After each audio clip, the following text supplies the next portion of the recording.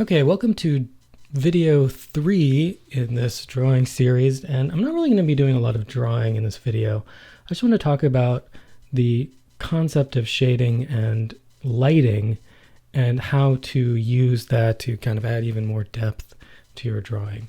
So this is a ink drawing that I photographed and then digitally colored, and I want to use this as an example because it's not shaded at all. Like it's just yellow and red and green for the eyes. And I have just like a tad bit of shading right here to kind of show depth, or else it would have looked really, really weird.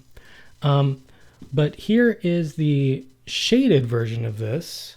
And you can see that it's like extremely subtle. Like I'm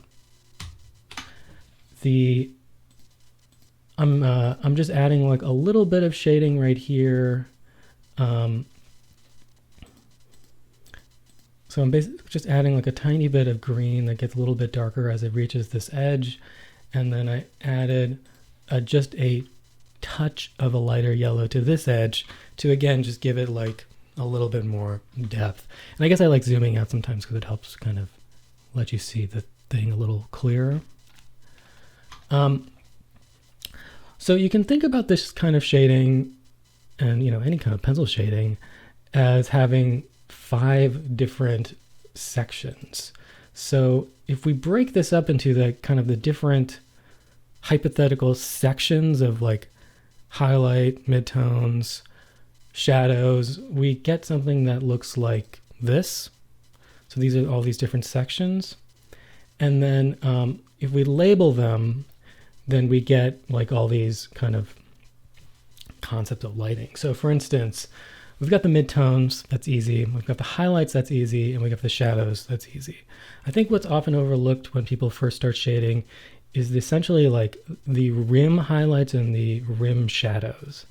So as you can see, the highlight and the shadow are the darkest sections of the object, but they're not exactly where you instinctually think they're going to be.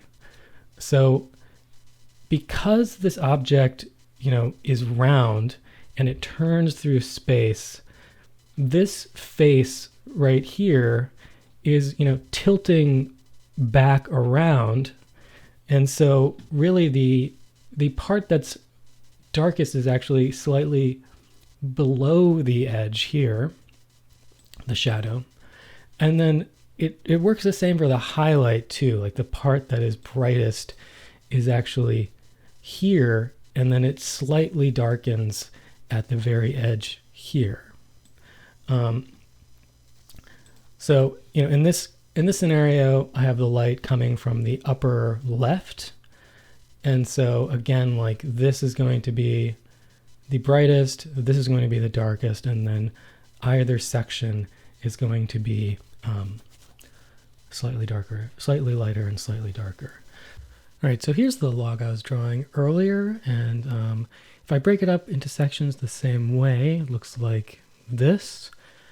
And I think like this makes it look more complicated than it is. Like we all have experience with light, and we kind of instinctually know like just basically where the bright parts should be and where the dark parts should be.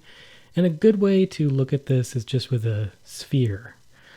So if we start breaking this up into sections and labeling them and shading it, I think that tends to look a little bit more simple and easy to think of first. And the first project, when you just start doing your sketchbook work, I just want you to draw these kinds of spheres.